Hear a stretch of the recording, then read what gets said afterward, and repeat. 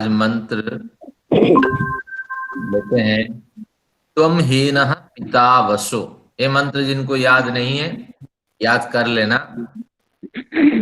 ओम त्वम हीनः पिता वसो त्वं माता शतक्रतो बभूवीथ अधा ते सुम्नमीमहे।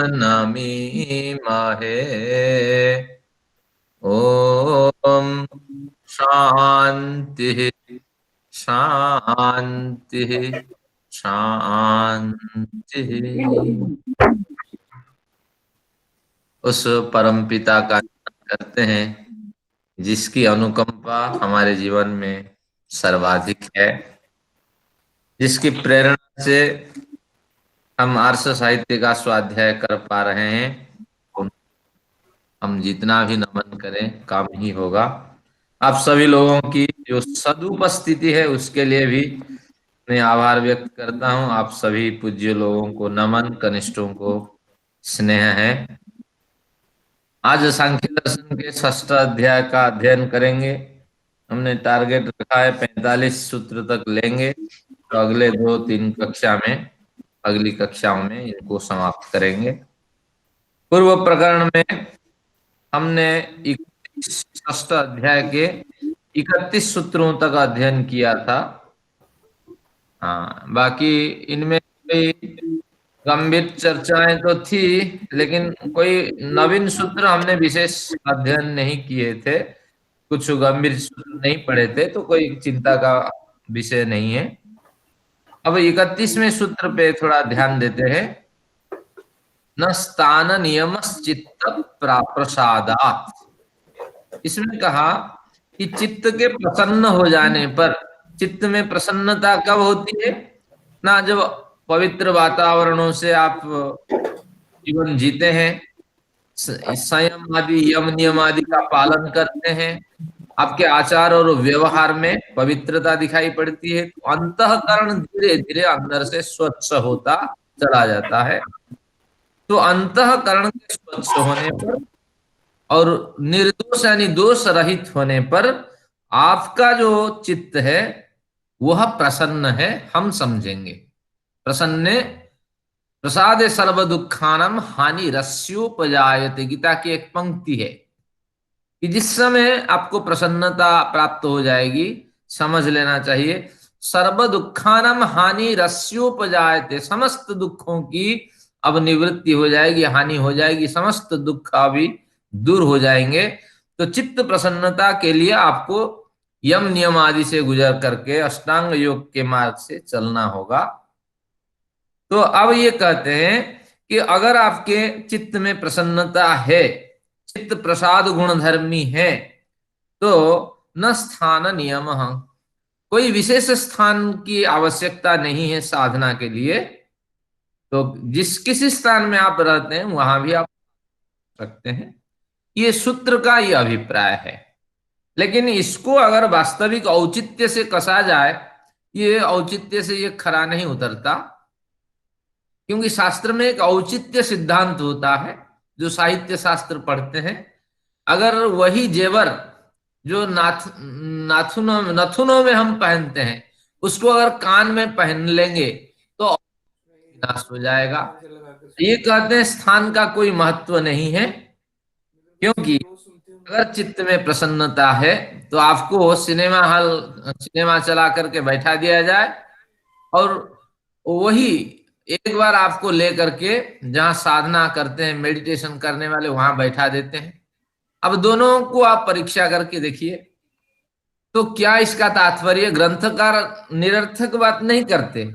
इसमें प्राचीन शैलियां हैं, इसको समझना कठिन है। शैली ये कहना चाहता है कि स्थान का तो अपना महत्व है ही।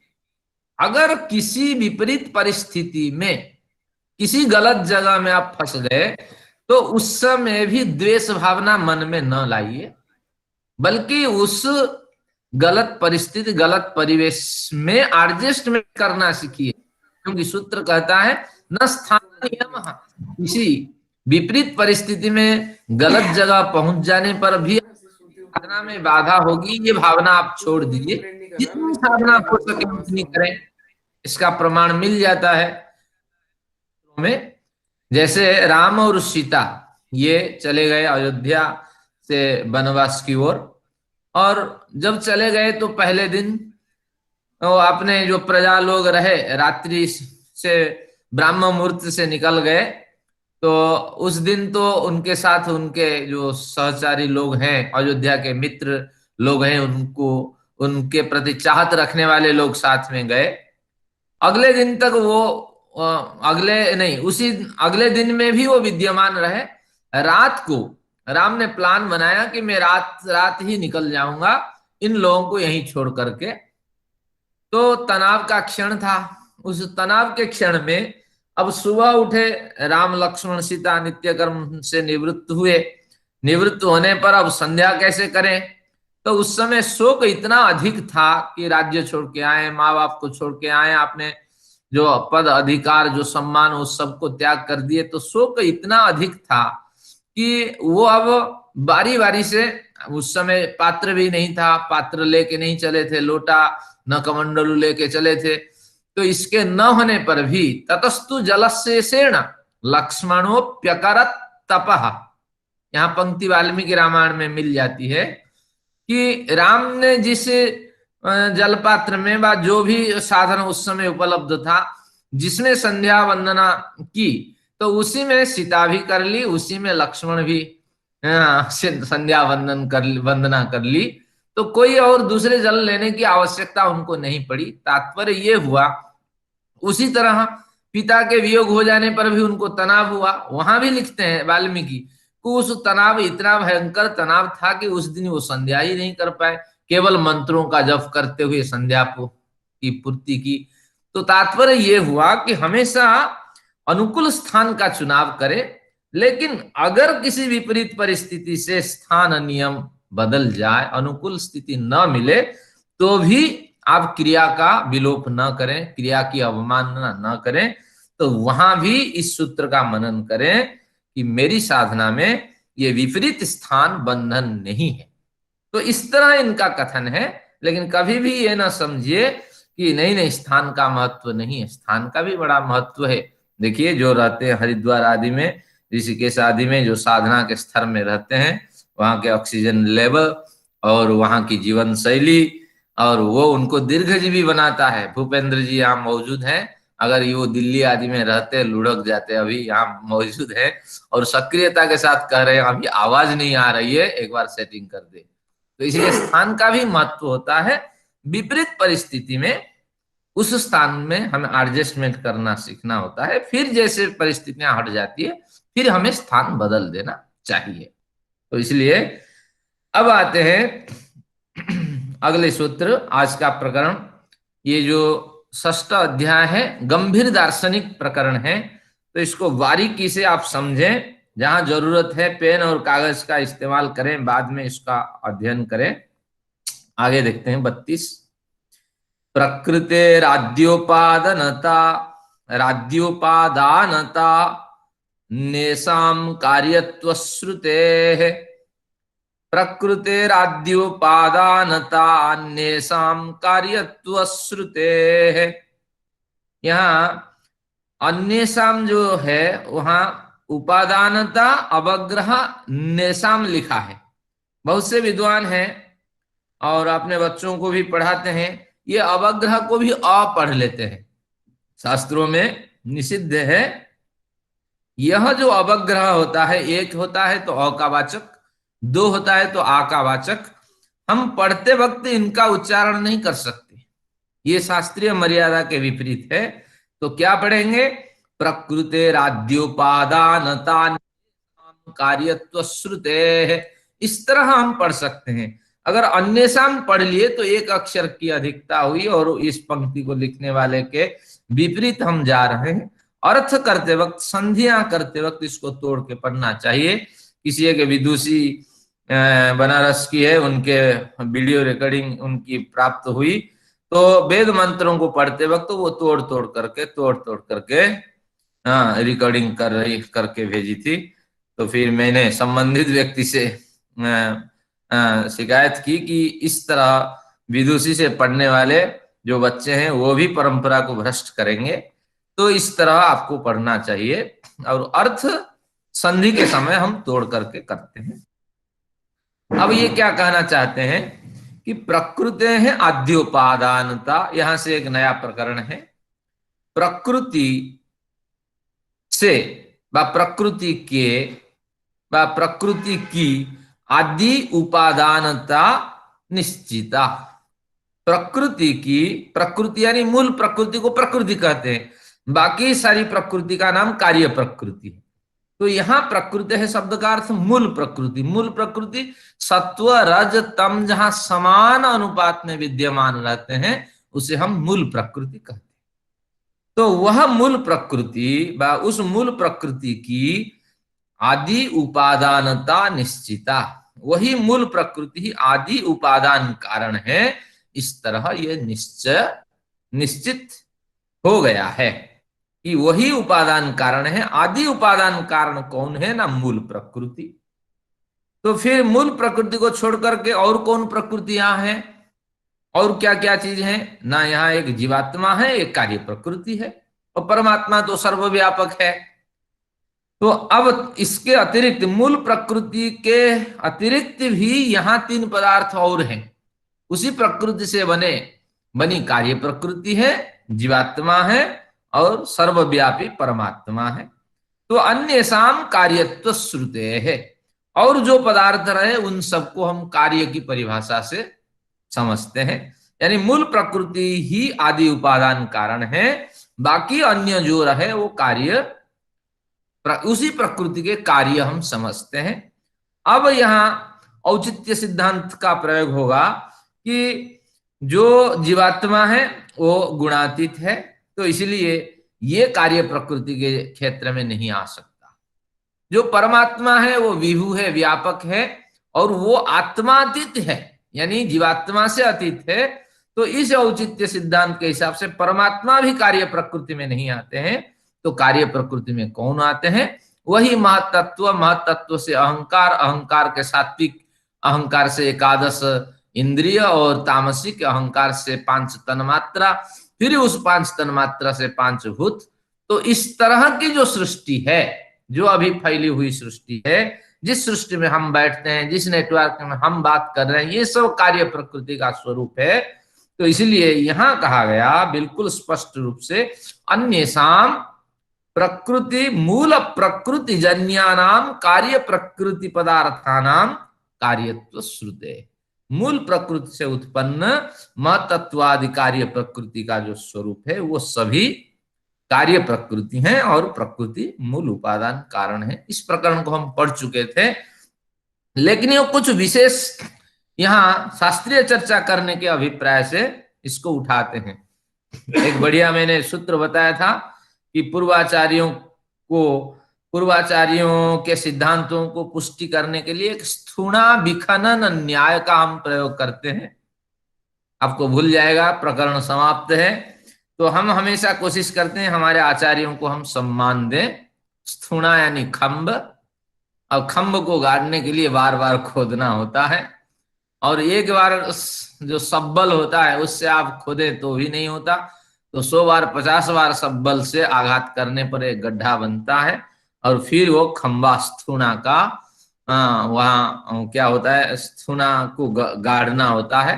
तो उसी तरह स्थूणा को गाड़ने के लिए, खंबे को गाड़ने के लिए जिस तरह बार बार चोट लगाया जाता है गड्ढे में, तो उसी तरह हमारे अंदर ये सिद्धांत डालने के लिए वो बार बार अपने विचार यहाँ वो प्रस्तुत करते हैं, और इसको हम पुनरुक्त नहीं मानते हैं। आचार्यों की श्रद्धा के प्रति हम तो जानते हैं कि किस परिस्थिति में बार बार रिपीट कर रहे हैं, क्योंकि एक दिन में तो ग्रंथ नहीं लिखे गए हैं, तो बड़े दिन लगे हैं, तो कहीं तो विसंगति होगी। इसको देखने वाले भी तो और कोई नहीं है, कोई एडिट करके तो इसको नहीं देता है, नहीं ये बात आपने कह दी, इसको हटा दें।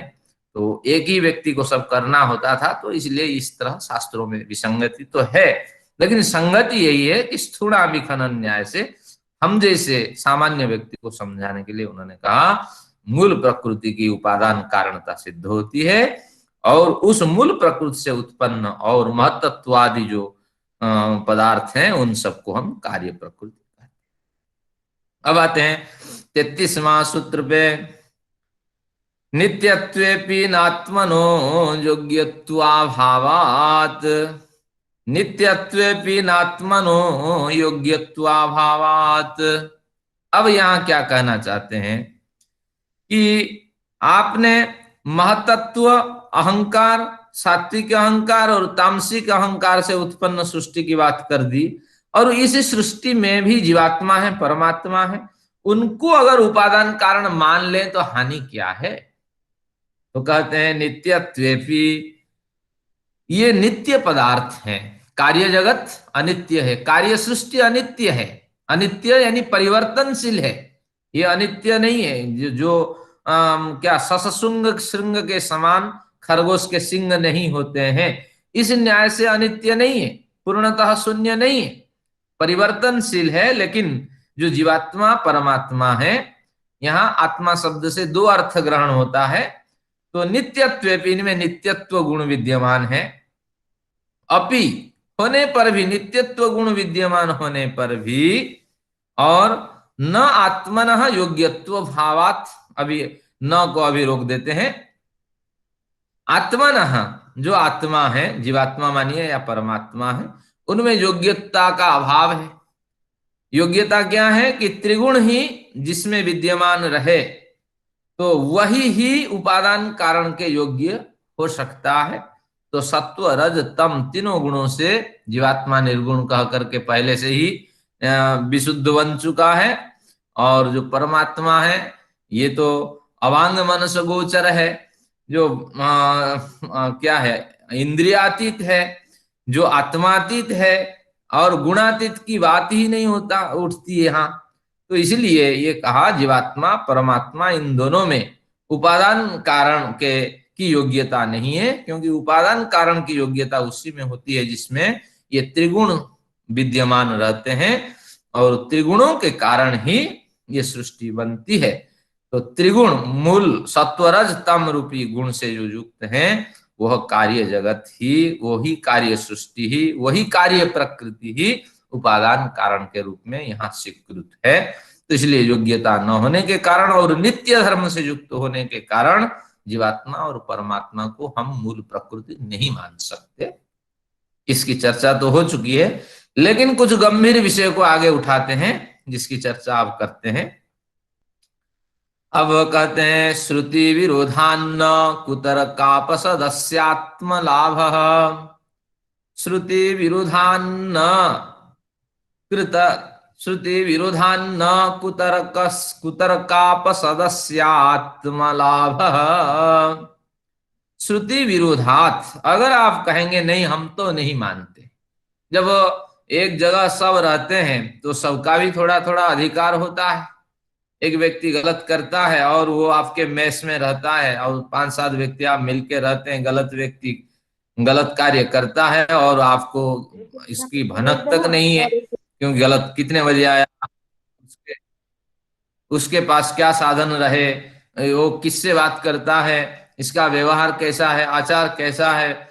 तो इन सबसे तो 5 व्यक्ति थोड़ा बहुत परिचित हैं। अगर ये सारे व्यक्ति इस तरह रिपोर्ट कर दे कि नहीं नहीं ये व्यक्ति बिल्कुल सात्विक व्यक्ति है, ये गलत कार्य कर ही नहीं सकता, तो जिस तरह ये सिद्धांत अमान्य है, तो इस तरह इस सृष्टि में महत्त्व आदि कार्य जगत, कार्य प्रकृति विद्यमान रहती है, परमात्मा विद्यमान रहते हैं, जीवात्मा विद्यमान रहता है। अब इन सबके होते हुए अगर केवल ही महत्त्व आदि कार्य प्रकृति को ही उपादान कारण माने, इस सिद्धांत को हम नहीं मानते। कहते हैं श्रुति विरोधान्न, ये श्रुति के विरोध हैं, क्योंकि वेदों में ही ऐसे मंत्र मिलते हैं, उपनिषदों में भी ऐसे मंत्र मिलते हैं जिनसे ये पुष्ट नहीं होता कि कार्य प्रकृति को छोड़ करके व कारण प्रकृति को छोड़ करके कोई उपादान कारण और दूसरा सिद्ध हो जाए। तो इस तरह श्रुति विरोधात, आप कहेंगे कहाँ मिलता है, आपको मंत्र सुनाते हैं। अजाम कामलोहित शुक्ल कृष्णा, एक अजा है, न जन्म लेने वाली प्रकृति है, लोहित शुक्ल कृष्णा, लोहित यानी रजोगुण, शुक्ल यानी सत्वगुण, कृष्ण यानी तमोगुण। तो इन तीनों गुणों से युक्त है। बही प्रजा सृजमाना स्वरूपा, अपने रूप से, अपने अपना जैसा स्वरूप है बिल्कुल ऐसे ही स्वरूप से वो अनेक प्रजाओं का निर्माण करती है। हाँ, तो इस तरह प्रमाण मिल जाते हैं। यानी सारी सृष्टि में ये जितनी कार्य सृष्टि दिखाई पड़ती है, कार्य जगत दिखाई पड़ता है, तो सारे जड़ात्मक जगत है। इसी जड़ात्मक जगत त्रिगुणात्मक जो जड़ तत्व है, तो उसी से इनका निर्माण होता है, यही इनकी प्रजाएं हैं।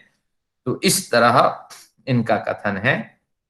अब आगे देखते हैं, श्रुति विरुद्धा आ अन्न, इसलिए आपके सिद्धांत श्रुति के विपरीत है, न को अभी रुकते हैं। श्रुति विरोधात न, यही भी न ले लेते हैं। श्रुति विरोध से ये सिद्धांत आपके मान्य नहीं है कि जीवात्मा परमात्मा भी निमित्त क्या उपादान कारण बन जाए इस सृष्टि के, ये हम नहीं मानते हैं। और कुतर्कस्य कुतर्कापसदस्य आत्मलाभ, ये न भी यहां जुड़ जाएगा। कुतर्क अपसदस्य न आत्मलाभ, कुतर्क के द्वारा अपसद को प्राप्त हुआ जो व्यक्ति है, अपसद का अर्थ अभिभूत, कुतर्क से जो व्यक्ति डूबा हुआ है, जो कुतर्क करना ही चाहता है, उसका उद्देश्य कुछ नहीं, जिसे हम शास्त्र में, न्याय शास्त्र में वितंडा कहते हैं। अपना पक्ष कुछ नहीं है, दूसरे के जो पक्ष है उसी पक्ष पे ये हमला करता जाता है। तुम क्या कहना चाहते हो, कुछ कहना, अपना पक्ष जो है उतना बलवान नहीं है और अपना पक्ष भी स्पष्ट नहीं करता, और निरंतर अपना जो सपक्षी है, जो सिद्धांत प्रस्तुत करता है, उसी पे वो हमला करता जाता है। तो इस तरह कुतर्कस्य अपसदस्य कुतर्कापसदस्य, तो कुतर्क करने वाले व कुतर्क से अभिभूत व्यक्ति के लिए आत्मलाभ न, ऐसे व्यक्ति के लिए आत्मलाभ, आत्मदर्शन संभव नहीं हो पाता है। जो कुतर्क से जीता है, मानने के लिए तैयार नहीं है, किसी भी सिद्धांत को अपनाने के लिए तैयार नहीं है। पहले तो बात यह है कि एक आप पहले समझ जाइए, विषय को समझ लेने के बाद थोड़ी देर के लिए स्वीकार कर जाइए, स्वीकार करने के बाद फिर आप इसका मनन चिंतन करें, फिर तर्क रखें, विचार प्रस्तुत करें। लेकिन ऐसी स्थिति में न उतरते हुए अगर व्यक्ति तुरंत ही हमला करता है, तुरंत ही क्या नाबाचिक प्रतिक्रिया व्यक्त करता है, नहीं हम नहीं मानने को तैयार है, तो ऐसे व्यक्ति को तर्क से पीड़ित होता है और उसको एकाग्रता ही नहीं प्राप्त होने वाली है, क्योंकि उसकी आस्था नहीं है। और एकाग्रता प्राप्त करने के लिए निर्विप्लवा विवेक ख्याति, न डिगने वाली समझ होनी चाहिए, और जिनकी अस्थिर समझ है तो निश्चित रूप से वो डूब जाता है। वो आत्मलाभ, आत्मदर्शन यानी जीवात्मा का साक्षात्कार, परमात्मा का साक्षात्कार, इन मार्गों से वो भटक जाता है। तो बिल्कुल स्पष्ट हो गया, हमें कुतर्क नहीं करना चाहिए।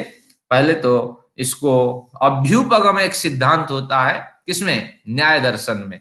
अभ्युपगम थोड़ी देर के लिए मान लेते हैं आपके सिद्धांत, इतना तो आपको कहना पड़ेगा, फिर मनन चिंतन करके अगर थोड़ी देर के लिए मान लेते हैं तो ये बातें पुष्ट नहीं होती हैं। तो इस तरह फिर बाद में आप कुछ कह सकते हैं, अगर मानने के लिए आप तैयार नहीं है, निश्चित रूप से आप वितंडा से पीड़ित हैं और अभ्युपगम सिद्धांत को आप अपना नहीं लेते हैं। और विज्ञान तो यही कहता है, पहले तो क्या करता है कि ये पहले एस्टिमेट बनाता है, फिर इस पे थ्योरी बनाता है, फिर इसमें प्रैक्टिकल करता है, कई बार थ्योरियां भी फेल हो जाती हैं। तो यहाँ इसी तरह है, अभ्युपगम सिद्धांत बिल्कुल यही है, थ्योरी पहले बनाया जाती है और प्रैक्टिकल बनाया जाता है। तो आप पहले मानो, फिर अंदर में आप मेडिटेशन आदि करके, स्वाध्याय आदि करके, मनन चिंतन करके आदि करके फिर इसका निराश करो, तत्काल कोई उत्तर न दो। ये एक हमारे पारंपरिक पद्धति है, पारंपरिक अध्ययन की श्रृंखला है। अगले आते हैं, अब यहाँ 35वां जो सूत्र है, यहाँ शास्त्रीय चर्चा है, इसको ध्यान से आप सुनिए। पारंपर्येपि प्रधानानुवृत्तिरनुवत् पारंपर्येपि प्रधानानुवृत्ति रणुवत। वो कहते हैं कि जैसे मैंने ऊपर सूत्र में कह दिया कि कुतर्क करने से आत्मलाभ नहीं होगा, तो उसी की पुष्टि में मैं कह रहा हूं कि ऊपर जो सिद्धांत दो बताए कि नित्यत्व गुण से युक्त होने के कारण, त्रिगुण को धारण करने की योग्यता से अभाव होने के कारण प्रकृति की आद्योपादानता सिद्ध है, जो बात मैंने कही बिल्कुल उसी बात की पुष्टि में और एक मैं प्रमाण देता हूं। पारंपर्य एक परंपरा बना हुआ है, उस परंपरा के हिसाब से प्रधानानुवृत्ति, प्रधानस्य अनुवृत्ति ही भवति। जो प्रधान है, प्रधान किसे कहते हैं? प्रकृति को कहते हैं। क्यों? प्रधीयते चराचरम कार्य जगत यस्याम, जिसमें संपूर्ण चराचर कार्य जगत प्रधीयते विलीयन्ते, जिसमें चराचर कार्य जगत विलय को प्राप्त कर जाते हैं, वही प्रधान है। प्रकृति का दूसरा नाम प्रधान है। प्रधान कुछ नहीं, प्रधान प्रमुख नहीं है, तो प्रकृति का ही है। प्रकृति यानी मूल प्रकृति। कई बार प्रकृति कहते ही कार्य प्रकृति के अभिप्राय से हम कह लेते हैं। ये आपको विवेक करना पड़ेगा कि ये मूल प्रकृति के अभिप्राय से प्रकृति कह रहा है या कार्य प्रकृति के अभिप्राय से। और प्रधान का कथन भी इसी तरह होता है। वास्तविक प्रधान का कथन मूल प्रकृति के रूप में होता है। तो कहते हैं कि पारंपर्य भी एक परंपरा, कार्य कारण की एक निर्बाध परंपरा की श्रृंखला बनी हुई है, हर कार्य कारण से निष्पन्न होगा। और प्रधानानुवृत्ति, प्रधानस्य अनुवृत्ति, और ऐसी श्रृंखला में प्रधान की अनुवृत्ति, ये श्रृंखलाएं धीरे धीरे आपको प्रधान की ओर ले जाती हैं। ये सिद्धांत गंभीर सिद्धांत है, इस पे आपको हिलना डुलना नहीं है, समझना है कि ये जो पारंपरिक क्रम बना हुआ है, यह क्रम आपको प्रधान तक ले जाता है। तो इसलिए इसी क्रम को आपको समझना, जैसे अणु से हम उसके वास्तविक स्वरूप तक चले जाते हैं, अणु से जैसे वास्तविक स्वरूप तक चले जाते हैं, तो उसी तरह ये जो परंपरा की श्रृंखला है, कार्य कारण की श्रृंखला है, वह हमें प्रधान तक ले जाती है। अब इसको शास्त्रीय विषय मान के खोल देते हैं, ताकि प्रधान तक हर कार्य कारण श्रृंखला हमें प्रधान तक कैसे ले जाती है, कैसे अणु अपने मूल स्वरूप तक हमें ले जाता है, ये हमें समझना है। अब वैशेषिक दर्शन की शरण में जाते हैं। जो विद्यार्थी हमारे वैशेषिक दर्शन पढ़ चुके हैं वो धन्यवाद के पात्र हैं। अब सबसे पहले वैशेषिक दर्शन को अणुवाद कहते हैं। अणु से उसका सिद्धांत है, अणु से ही सारी सृष्टि बनती है। इसी सृष्टि में कोई भी पदार्थ है वहां अणुमान ही है, बिना अणु से किसी का निर्माण हो ही नहीं सकता। और यहां तक असंगोयम पुरुषः, जो अभी सांख्य में हमने पढ़ा, तो वहां भी हमें अणु की कल्पना करनी पड़ेगी, और एकाणुक है, क्योंकि असंग कहने का मतलब है वहां कॉम्बिनेशन नहीं है। और अणु क्यों मानेंगे? क्योंकि जो नवद्रव्य की कल्पना की गई वैशेषिक में, उस नवद्रव्य में आत्मा भी आता है। आत्मा आती है तो आत्मा का मतलब जीवात्मा परमात्मा की ग्रहण होता है। तो इसलिए जीवात्मा भी असंग है, परमात्मा भी असंग है। जीवात्मा भी एकाणुक कह सकते हैं, परमात्मा भी एकाणुक कह सकते हैं। इस सिद्धांत को समझते हैं ताकि आप वैशेषिक, जैसे योग दर्शन का थोड़ा सा छाप कल आपने पिछली कक्षा में आपने देखा, तो आज वैशेषिक दर्शन की एक छाप देखिए। कभी भविष्य में वैशेषिक दर्शन पढ़ना है, ये संकल्प भी मन में आज उठाइए। सबसे पहले परमाणु की बात करते हैं। परमाणु, परमाणु हम किसे कहते हैं ना? जो तरंग रूप है, जो वाइब्रेटिक एनर्जी के रूप में उपलब्ध है, उसका नाम है परमाणु। अब वैशेषिक दर्शन का सिद्धांत क्या है? वो अणु को पहले 5 हिस्सों में बांटता है। पहला जो अणु है, एक बड़ा सा पत्थर लीजिए, अब इस पत्थर को कई टुकड़ों में कन्वर्ट करिए। ये पत्थर जब मौलिक स्थिति में पहुंच जाएगा, छोटे छोटे कण में बदल जाएगा, और उस समय जो गोलाकार बनेगा, वर्तुलाकार, उन्होंने बाकायदा एक सूत्र बनाया इसके लिए कि जो वर्तुलाकार स्वरूप को जो प्राप्त कर जाता है, गोलाकार स्वरूप का, और उसका विभाजन नहीं हो सकता, वह विज्ञान के भाषा में परमाणु है। और उस परमाणु का नाम है वस्तु रूप परमाणु। परमाणु का पहला रूप है वस्तु रूप है। और विज्ञान उसी को कहता है जो एटम बम है, फलाना है, यही विज्ञान यहीं तक चला जाता है। लेकिन इसके बाद भी विज्ञान ने प्रयत्न किया है। अब वस्तु रूप परमाणु से एक तरंग रूप परमाणु का निर्माण होता है। देखिए लाइट आ रही है, तरंगाकार है, फ्लक्चुएशन हो रहा है। हाँ, ये तरंग रूप से हमें अणुओं का संप्रसारण हो रहा है, हमें अणुओं के जो संगति है, आगे पीछे का जो क्रम है, उस संगति की अनुभूति हमें हो रही है। तो पहला जो परमाणु है वह वस्तु रूप है, दूसरा परमाणु तरंग रूप है। वस्तु रूप तरंग रूप के बाद और कुछ नहीं है। लेकिन फिर भी विज्ञान खोज की है। विज्ञान ने क्या खोज है? अभी गॉड पार्टिकल का जब निर्माण हुआ तो वह है ऊर्जा रूप परमाणु। तरंग में भी ऊर्जा है, उस वस्तु रूप परमाणु में ऊर्जा है, लेकिन तरंग से अगर सूक्ष्म कुछ है जो पकड़ में नहीं आने वाला है, उसका नाम है ऊर्जा रूप परमाणु। ये संसार ऊर्जा रूप परमाणुओं से आवृत है, तो इसलिए ये ऊर्जा रूप परमाणु है। ये ऊर्जा रूप परमाणु तरंग में परिवर्तित होता है, और तरंग रूप परमाणु वस्तु रूप को प्राप्त होता है। वस्तु रूप परमाणु द्विणुक को प्राप्त होता है। दो अणु वाले तीन अणु को प्राप्त करते हैं, तीन अणु चार अणु को प्राप्त करते हैं, चार अणु पांच अणु को। इसलिए सहस्र अणु को, इतना बड़ा मैंने कहा पत्थर लिया था, इसमें अरब खरब अणु है, तो अरब खरब अणु को पत्थर आपको प्राप्त होता है।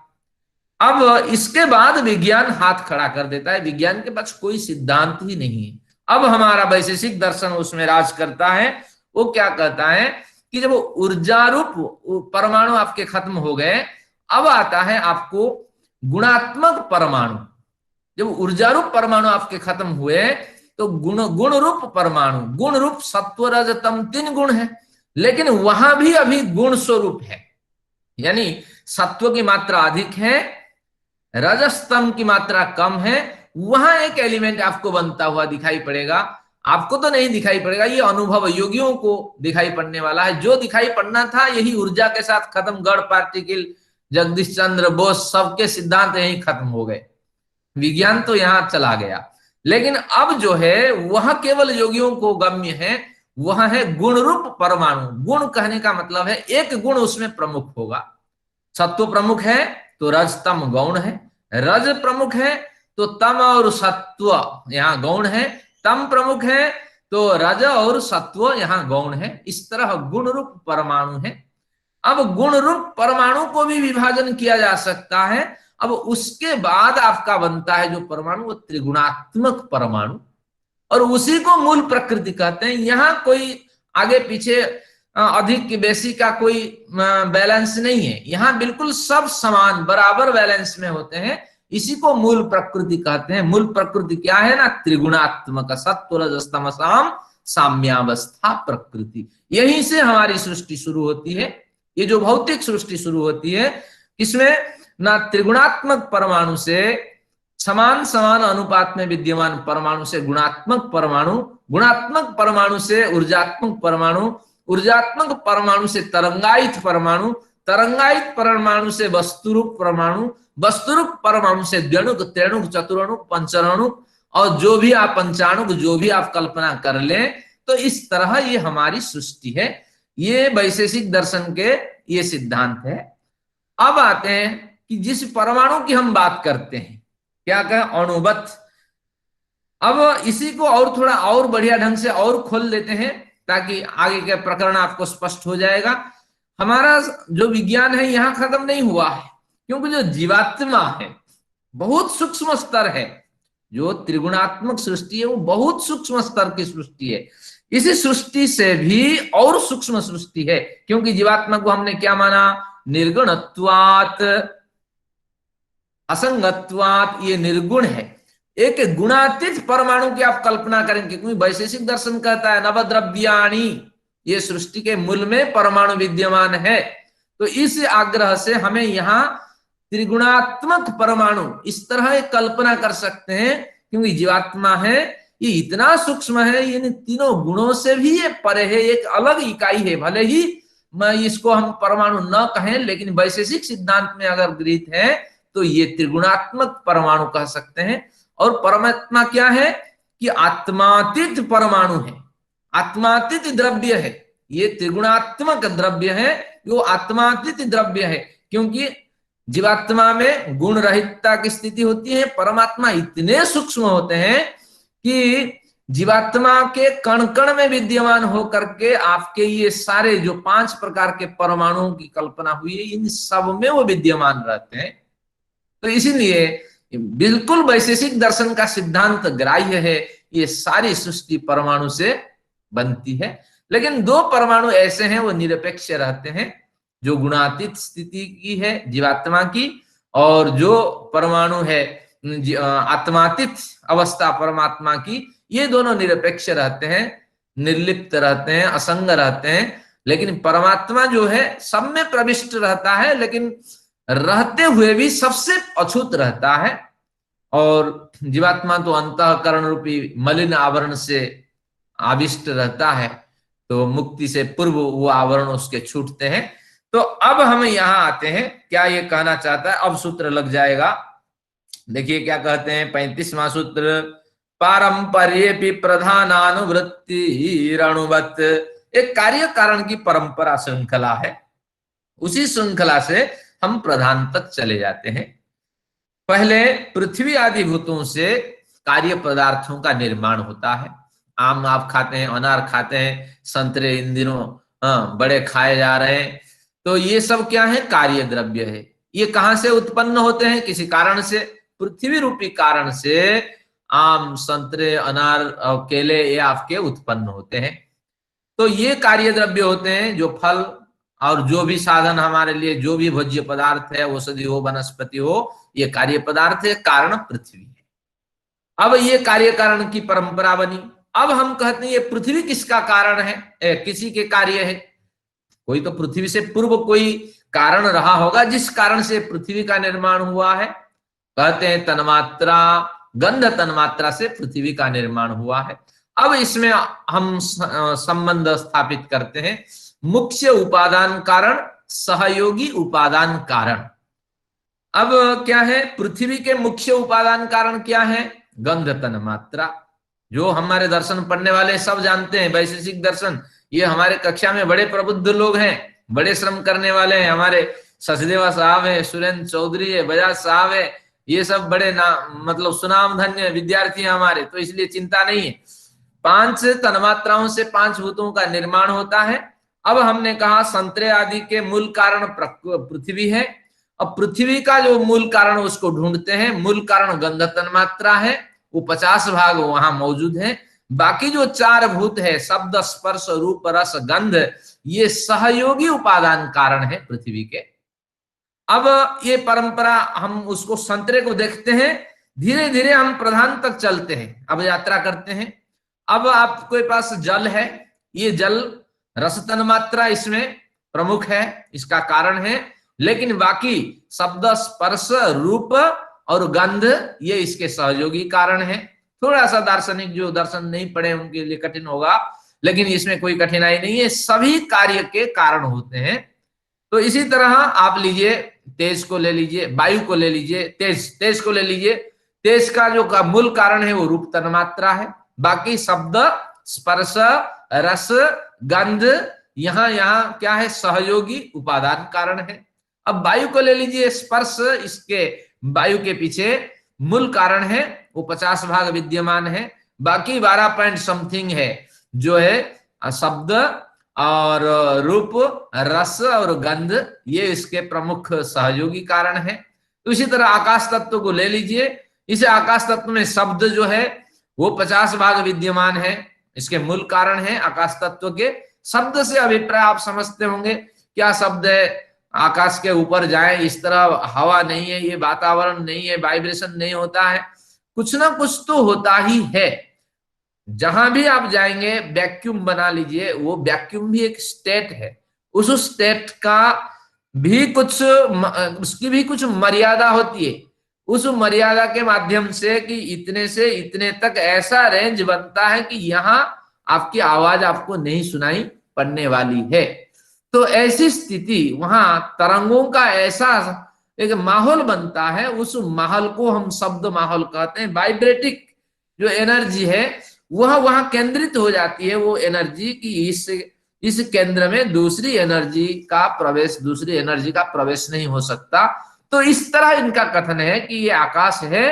तो वाइब्रेशन के जो स्रोत है, वाइब्रेशन का कहीं क्या ना स्टगनेंट, वाइब्रेशन को रोकने का और वाइब्रेशन को फैलने का एक माध्यम है। यही शब्द तन्मात्रा का वास्तविक अभिप्राय है। आकाश तत्व है तो उसके मूल कारण शब्द तन्मात्रा है। बाकी जो रूप, रस, स्पर्श, गंध, ये 4 तन्मात्रा 12 पॉइंट समथिंग करके यहाँ उपयोगी सहयोगी प्रमुख कारण है। अब ये 5 भूतों का निर्माण हो गया। ये 5 भूत किसके कारण है? पृथ्वी, जल, तेज, वायु, आकाश किस मूल कारण पे प्रतिष्ठित है? ना अहंकार, तामसिक अहंकार रूपी मूल कारण पे प्रतिष्ठित है। ये तामसिक अहंकार के मूल कारण कौन है? ना प्रकृति महत तत्वहंकार, महत तत्व ही इसके मूल कारण है। और उस महत तत्व का मूल कारण कौन है? ना मूल प्रकृति। और वह मूल प्रकृति जो है सत्व रजस तमसाम साम्यावस्था। तो हर कार्य को देख करके कारण परंपरा का स्मरण होता है। जैसे अणु को, एक अणु को देख करके हम धीरे धीरे चलते चलते उसी साम्यावस्था में पहुंच जाते हैं, इस तरह 5 तरह वर्गीकरण करके।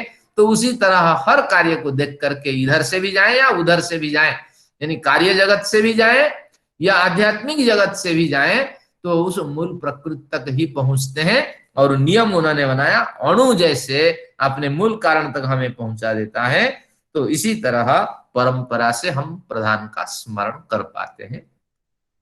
तो विषय कठिन नहीं है, लेकिन ये जो दार्शनिक विषय है ये आपको समझना जरूरी है।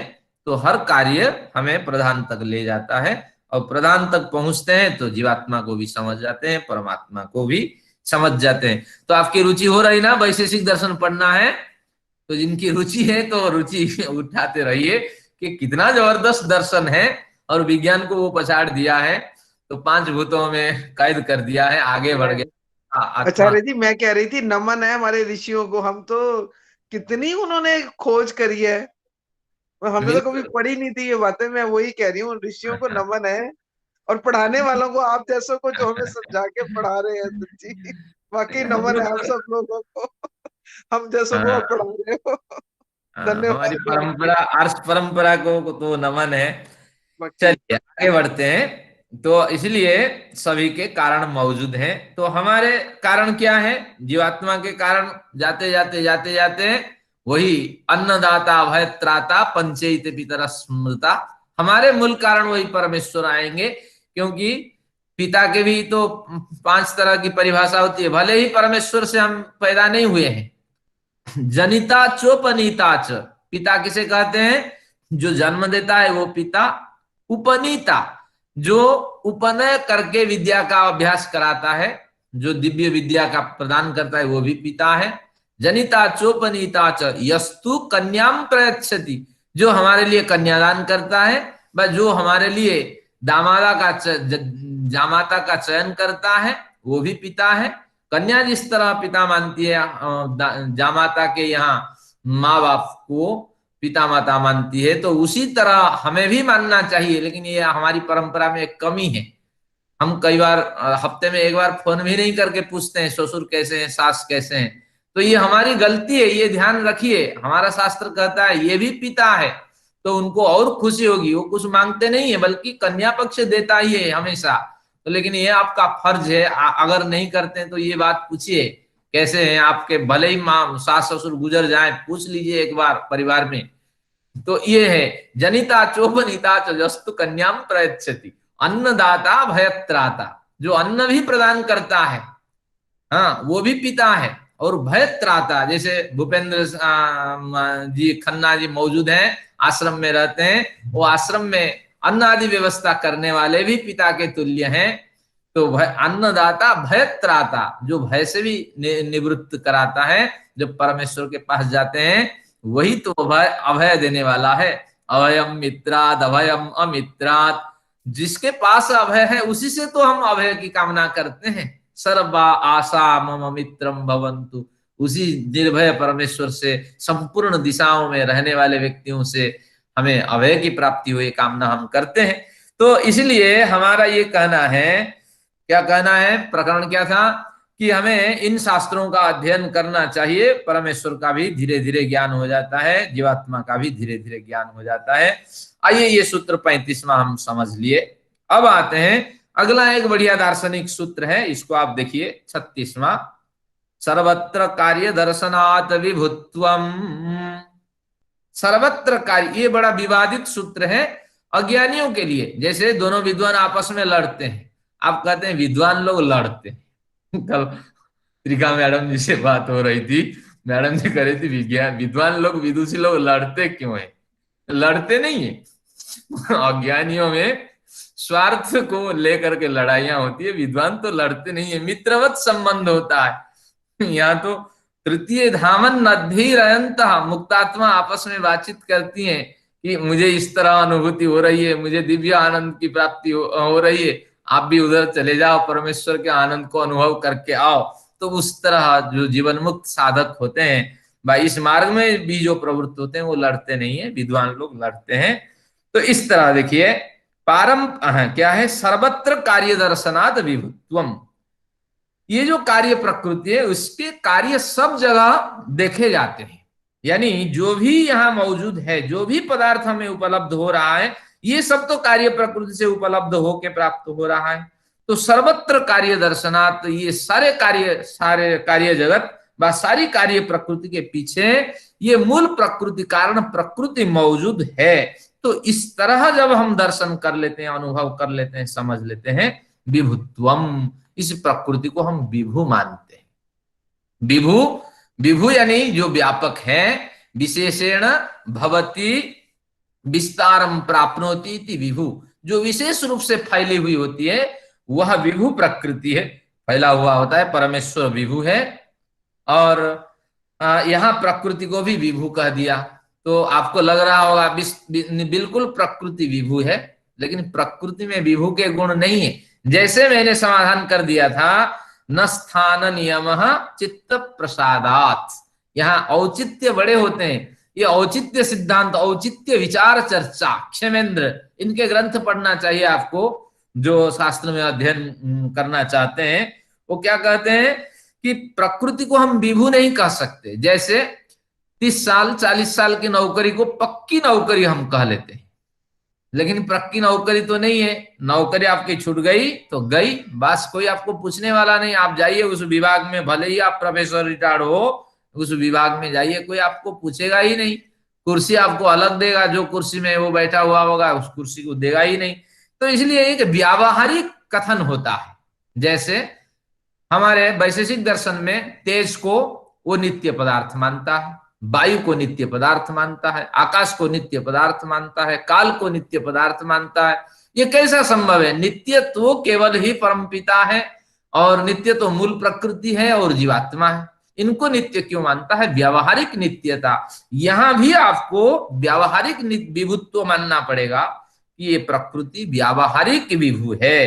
प्रकृति सर्वत्र व्याप्त नहीं है, क्योंकि क्या है, सहस्र शीर्षा पुरुष सहस्राख्य सहस्रपात सभूमिम सर्वतो वृत्वा, वह परम पिता परम पुरुष संपूर्ण भूमि को, संपूर्ण विश्व को, लोक लोकांतरों को सर्वतो वृत्वा, सब ओर से आवृत्त करके, अति अतिष्ठ दशांगुलम, वो भूमि कैसे है?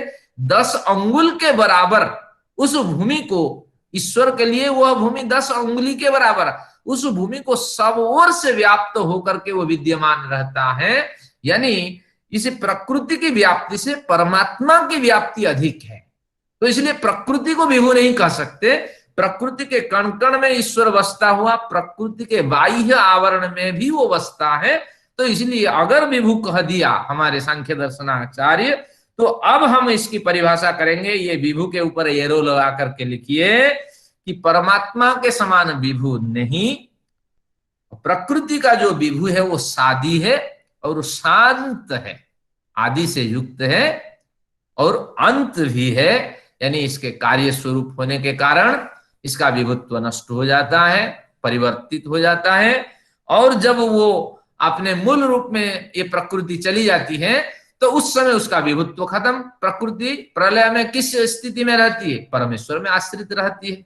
कार्य जगत में भले ही फैली हुई दिखाई पड़े, लेकिन उसके पीछे परमेश्वर की शक्ति भी विद्यमान होती है, अंदर भी विद्यमान होती है, और कारणावस्था में वो परमेश्वर में आश्रित रहती है। ये छोटी सी वस्तु को हम विभु कैसे मान ले? तो इसलिए सादी और शांत स्वरूप वाली ये प्रकृति है जिसे विभु कहा गया है, वह एक व्यावहारिक विभुत्व है।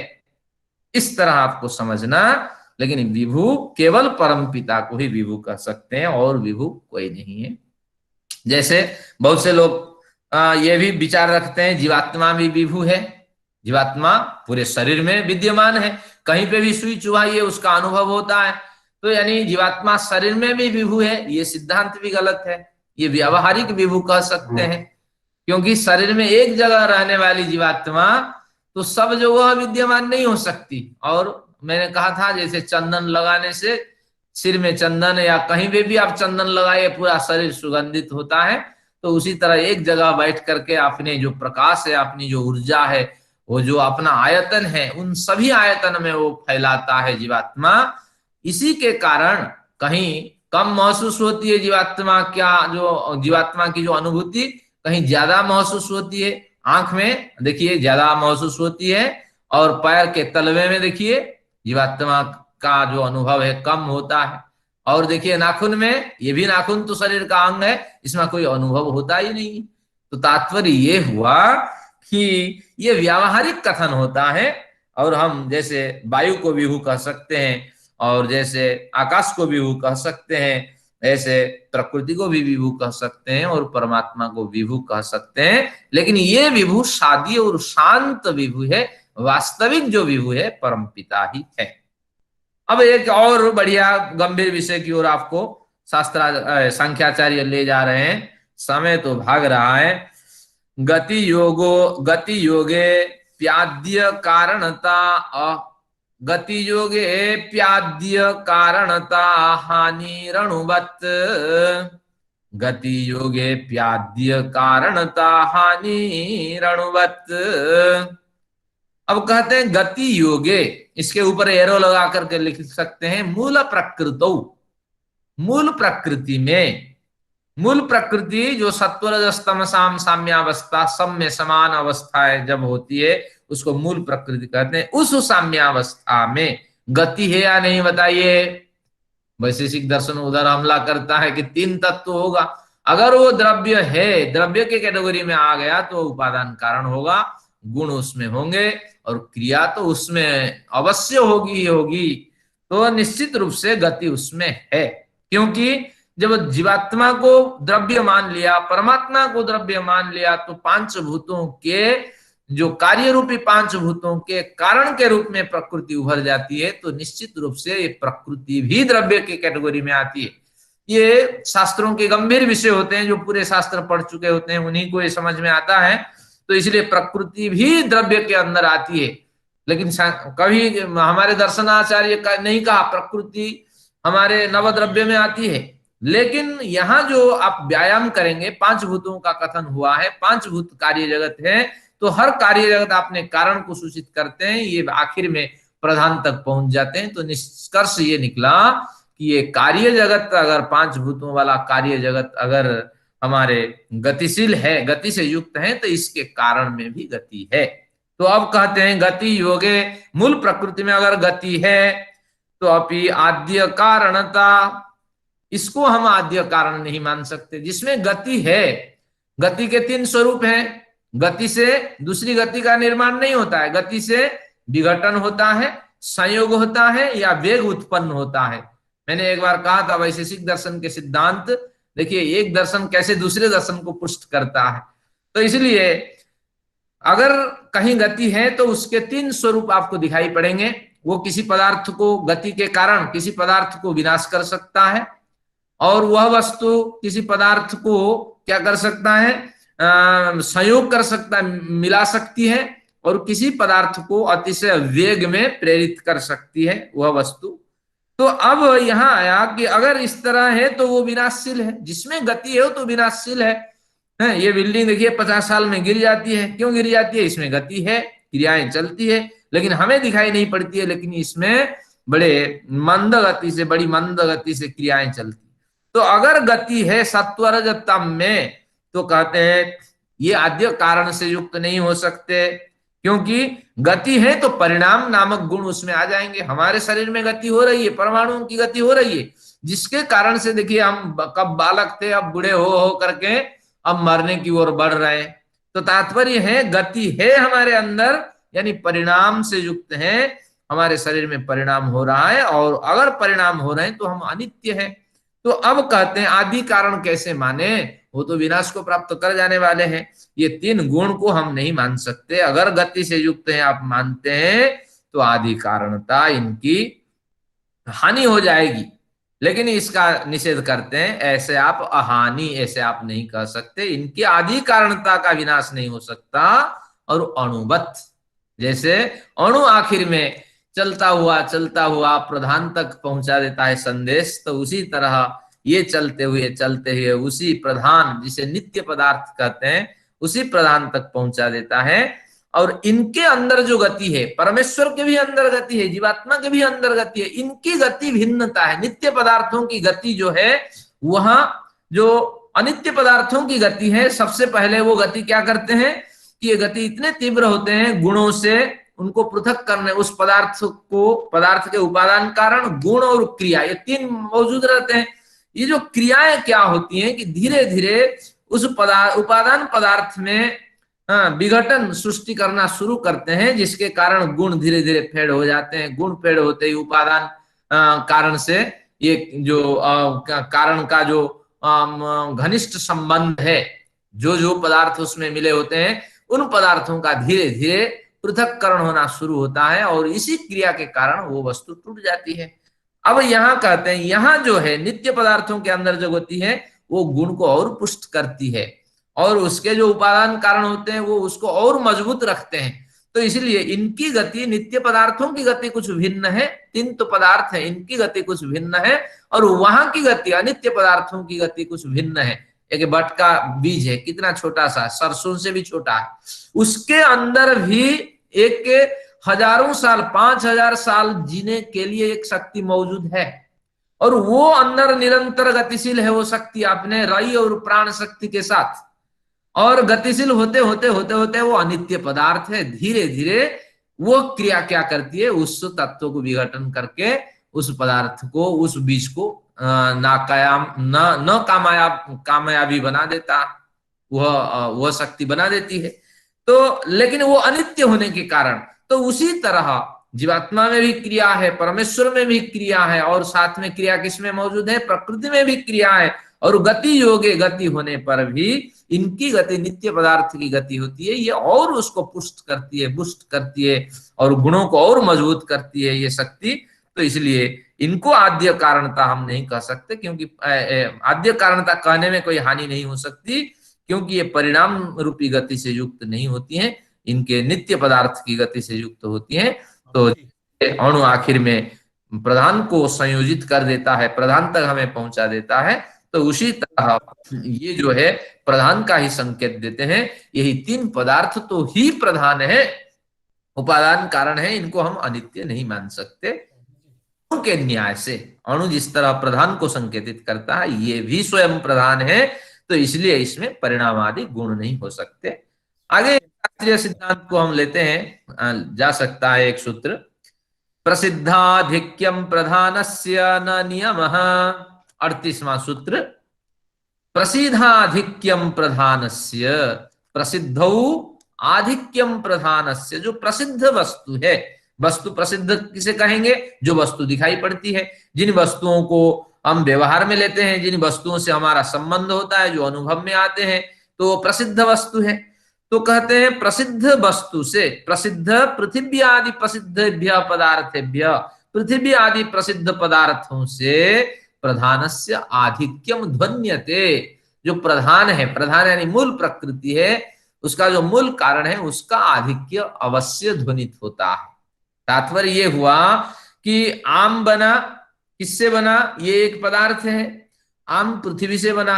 अब अगर आप कहेंगे पृथ्वी से बना, तो कारण में, कार्य में कारण के बराबर स्वरूप दिखाई पड़ना चाहिए, ये इनका कहना है। क्योंकि जिस कारण से जो कार्य बना है उस कार्य में कारण के बिल्कुल स्वरूप दिखाई पड़ना चाहिए। लेकिन ये तो कहीं कहीं लागू हो जाता है, जैसे माँ बाप से बच्चे पैदा होते हैं, उसके नाखून देखिए, उसके मुंह देखिए, उसके विभिन्न शरीर अवयव को देखिए, और कहते हैं ये माँ पे गया है, ये बाप पे गया है, फलाने पे गया है। ये तो पता लग जाता है। लेकिन सर्वत्र न नियम कहते हैं, ऐसा नियम नहीं है। निश्चित रूप से जो प्रधान है, जो मूल प्रकृति है, उसकी आधिक्य दिखाई पड़ेगी, उसकी अधिकता दिखाई पड़ेगी। अब उसका उदाहरण हम देते हैं आपके सामने कि पृथ्वी इंद्रिय ग्राह्य है, पृथ्वी को हम इंद्रिय से देख लेते हैं। लेकिन पृथ्वी के मूल कारण कौन है? अभी बताया था, गंध तन्मात्रा। उसको आप इंद्रियों से देख पाते हैं क्या? गंध तन्मात्रा को इंद्रियों से अनुभव कर पाते हैं। लेकिन जैसे पृथ्वी इंद्रिय ग्राह्य है, उसको मिट्टी को उठाते हैं और उसमें घर बनाते हैं, ऐसे गंध तन्मात्रा के साथ हमारा कोई बड़ा विशेष संबंध नहीं है। और उसी न्याय से आप समझ लीजिए, गंध तन्मात्रा से चलते चलते प्रधान तक चले जाएंगे, लेकिन प्रधान इंद्रिय ग्राह्य नहीं होगा। हमारे इंद्रियों से हम उस मूल प्रकृति को नहीं पकड़ सकते। तो इसलिए ये नहीं है। एक नियम तो यही है, नियम में अपवाद के समान है। एक नियम है, जिस तरह कार्य है कारण उसी का अनुरूप होगा, लेकिन 100% ही कारण के स्वरूप कार्य में दिखाई पड़ेगा, ऐसी कोई राजाज्ञा नहीं है। तो इसलिए कहते हैं कि प्रसिद्धाधिक्यम, जो प्रसिद्ध पदार्थ है, तो उस प्रसिद्ध पदार्थ से प्रधान की अधिकता होती है। तो यह आपको मानना पड़ेगा। और अगर आप कहेंगे कि प्रसिद्धवत न नियम, प्रसिद्ध पदार्थ के समान ही दिखाई पड़ेंगे, ऐसा कोई नियम नहीं है। यहाँ एक शास्त्रार्थ आपके सामने रखते हैं। अगर हम कहें व्यक्त और अव्यक्त, ये दो तत्व है। एक पदार्थ है और वो पदार्थ होते हुए भी दिखाई नहीं पड़ता। आपके घर में मटकी है, टेबल है, कुर्सी है और किताबें हैं, और अंधेरे के कारण दिखाई नहीं पड़ता।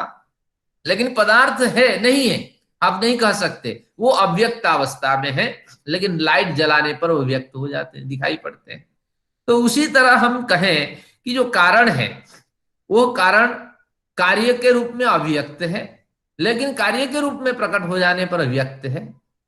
तो उसी तरह हम क्यों न मान लें, ये सूत्र के आड़ से वो बढ़िया सिद्धांत स्पष्ट करना चाहते हैं। सूत्र के आड़ से वो कहते हैं कि ईश्वर से सृष्टि बनी है, इस तरह तो आप मान लें। क्यों? क्योंकि ये जड़मयी जो सृष्टि है वह अव्यक्त के रूप में मौजूद रही, और फिर जब ये जड़मयी सृष्टि व्यक्त हो गई, तो उस समय इस जड़मयी सृष्टि में चेतन जीवात्मा का प्रकट हुआ और परमेश्वर की खोज हुई, परमेश्वर का अनुभव हुआ। यानी परम पिता से ये जड़मयी सृष्टि बनी है। जिस तरह अव्यक्त सृष्टि व्यक्त सृष्टि के कारण अव्यक्त सृष्टि क्या ज्ञान होता है, तो उसी तरह चेतन से ये जड़ जगत का निर्माण हुआ है, आप मान लें। अब हम इक्वेशन लगाते हैं, हमें कोई हानि नहीं है। हम कहेंगे अव्यक्तावस्था से एक व्यक्तावस्था की कल्पना की जा सकती है, और एक व्यक्त अवस्था से अव्यक्त अवस्था की कल्पना की जा सकती है। जो अव्यक्त है, अभी नहीं दिखाई पड़ रहा है, लेकिन है पदार्थ, लेकिन कोई साधन मिल जाने पर वो दिखाई पड़ेगा। और जो व्यक्त है, जो अभी व्यक्त दिखाई पड़ रहा है, वो निश्चित रूप से अव्यक्त हो जाएगा, परिवर्तित हो जाएगा। ये संभावना तो दिखती है, लेकिन ये संभावना नहीं दिखती अगर हम न्याय दर्शन के हिसाब से इसी को लगाते हैं। अब क्या संभावना नहीं दिखती? कि जो चेतन सृष्टि है, अगर आप माने उससे जड़ का निर्माण होता है, ये जड़ सृष्टि का निर्माण होता है चेतन पदार्थ से, हम मान लेते हैं। लेकिन उसी जड़ से चेतन की भी तो संभावना होनी चाहिए। हम बहुत से जड़ पदार्थ को इकट्ठा कर लेते हैं, हिमालय पहाड़ जैसे बहुत से पदार्थ जिनमें चेतनता है। सभी से पूछ लीजिए, डॉक्टर से, और जो जो जानते हैं कि ये पदार्थ चेतन को पैदा करने वाले हैं, सबको इकट्ठा कर लेने पर भी हम चेतनता को नहीं ला सकते। तो इस न्याय से हम यह सिद्धांत को यहाँ स्पष्ट करते हैं कि परमेश्वर से सृष्टि नहीं बनी है। जड़ सृष्टि एक अलग इकाई है, परमात्मिक सृष्टि चेतन सृष्टि एक अलग इकाई है। व्यक्त और अव्यक्त एक अवस्था के दो छोर हैं। तो उसी तरह प्रसिद्धाधिक्यम प्रधानस्य, जो प्रधान होता है, मूल कारण होता है, उसमें अधिकता का ज्ञान होता है। और जो प्रसिद्ध पदार्थ होता है, दृष्ट अनुभूत पदार्थ होता है, तो उसमें कम सामर्थ्य होता है। यही नियम आपको मानना पड़ेगा। और दोनों में अगर समानता आप मानते हैं, न नियम, ऐसा कोई नियम नहीं है। तो इस तरह यह सिद्धांत पुष्ट हुआ। और आगे जाने के लिए हमारे पास अधिकार नहीं है, और कर्मा से उधर हमें बाधित कर रहा है, आगे मत बढ़ो। ये भले ही एक दो कक्षा और ले ली जाए। तो इसी से आपको खुश होना पड़ेगा और कपिल जी को धन्यवाद देना पड़ेगा। उन्होंने क्या बढ़िया सिद्धांत हमारे सामने रखा। और आप सभी लोगों को धन्यवाद। और मैं रिकॉर्डिंग बंद करता हूं। अगर कुछ प्रश्न हो तो आप रख सकते हैं, जिनको जाना है जा सकते हैं। ओ आचार्य जी